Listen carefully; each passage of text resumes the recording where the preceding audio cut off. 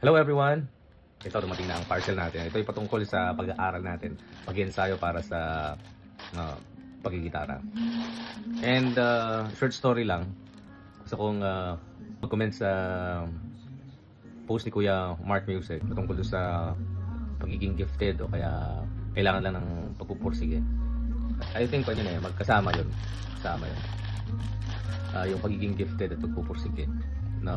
Kasi kung wala ka talagang talent, wala kang gift sa pagigitara, kahit anong practice mo, hindi ka talaga matututo. Yung halimbawa, nagpo-practice ka pero wala kang tenga, hindi mo alam kung nasa tono, hindi mo alam yung chords nung tinutugtog mo, hindi ka makasabay sa beat, hindi ka makasabay sa rhythm. I think, yun yung palatandaan na wala kang gift sa music. Hindi ka musically inclined na tao.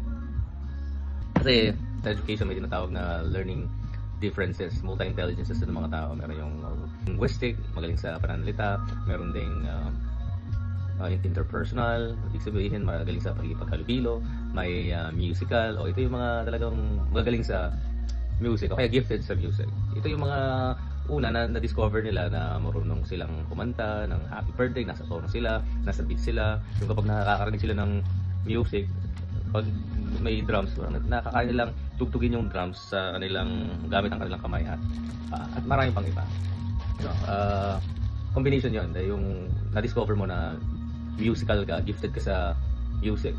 Parang meron kang inclination sa music at yun nga, dinevelop mo dahil nagkaroon ka ng desire, dinevelop mo, you turned it into a passion. Parang gusto mong mag-improve, maging skill mo yun. Kaya ka nag-practice, pinagdalaanan mo ng maraming oras, ng taon. And isa sa hindrance siguro para hindi mo ma-develop yung musical inclination na yun ay yung resources mo, yung pera mo, yung mga gagamitin mo. Siyempre kapag mag-practice ka naman, kailangan mo ng mga gamit. Kailangan mong pumili ng gitara. Kapag gusto mong ma-surprise ang kanta, gusto mo to the point na parang magagaya mo. No? Magagaya mo yung tunog niya, magagaya mo, makakuha mo yung, halimbawa, paglilista ka, yung mga notes hanggang sa 54th fret. Diba? Yung mga matataas na notes, kapag gamit mo yung acoustic guitar, hindi mo naman pwedeng gamitin yun eh. Diba? Hindi mo naman pwedeng maaral yun. So, kailangan mo ng magandang gitara. At yung maayos na gitara, hindi yung gitarang ang taas-taas ng action niya, yung neck relief niya, yung parang pag ginitara mo, ang hirap mong makuha yung bilis nung ginagawa nung nagigitara dahil yung neck relief, hindi komportable sa kamay mo kasi ang taas-taas, ang tigas-tigas, diba, saan ka pa? So talaga maganda na combination lahat ng mga yun para matuto ka, para makuha mo yung ginagawa ng nagigitara. Para gumaling ka. And of course, hindi ikaw ay porsigido, determinado. Gagawin mo ang lahat para kahit na limitado yung resources mo. With the resources that you have, talagang magkasika ka muna doon. Gagawin mo ang lahat para mag-improve gamit ang meron ka. Until such time na God will provide for you, God will bless you, and dadami na yung resources mo. Meron ka ng trabaho, o kaya enough na pera para makabili ng gamit mo. Tulad ng ito, di ba? Naghahanap kasi ako ng mga bagay para maging komportable ako sa aking pagigitara. Kasi gusto kong matuto pa akong mag-lead. Maharap ko nga makatugtog ng isang pyesa ni Yngwie Malmsteen. Yngwie Malmsteen. Mga harmonic minor scale, di ba? Yung parang katunog ng pang Egyptian music, di ba? Isip mo yung Egyptian music. Pero mabilis, ano? Kaya yun kahit na kahit na maiksi yung daliri ko. Try natin, di ba? Wala namang masama sa pangangarap eh. Basta tignan natin kung posible eh. Because everything is possible if you put your heart into it. Okay? So, yun lang ang aking sasabi dun sa content ni Kuya Mark Music. And yung ginagawa niya, yung pagpunta niya sa iba't ibang lugar, using his talents, I'm so proud of you, Kuya. Ipagpatuloy mo yan because I believe you are helping the aspiring musicians of the Lord to really go for it. Yung magpatuloy sa pagsisilbi sa Panginoon gamit ang kanilang talento at isa kang huwarang Kristiyano sa paggawa nun. May the Lord continue to bless you and guide you and provide everything you need para maabot yung mga tao niya. I believe ko lang yun eh. Facade lang yun. Yun yung ginagamit mo para ma-reach out yung mga tao na hindi pa nakakilala kay Lord. Lalo pa ma-inspire yung mga musicians na sa Panginoon. God bless you, Kuya. Ito ay hulaan nyo kung ano to.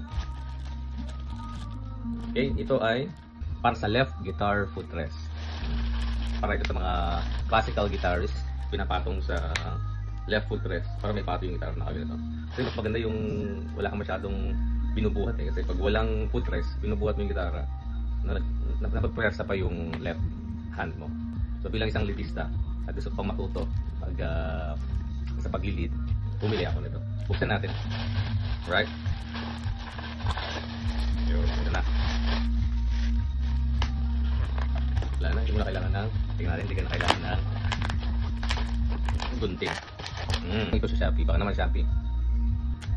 Luxury po ito, huwag kayo mangutang para bumili lang ito. Maganda, pumipunan nyo. Ito na. Okay. Ito siya, footrest. Meron siyang adjustable, may something here para sa height ng footrest natin. So, tingnan nyo yung aking left foot, yan yun. Or pwede mo parang itaas. Para yung gitara, kapag ako ay nagko-cover, para ako nag-practice na ganito. Naka-slant lang siya. Try natin.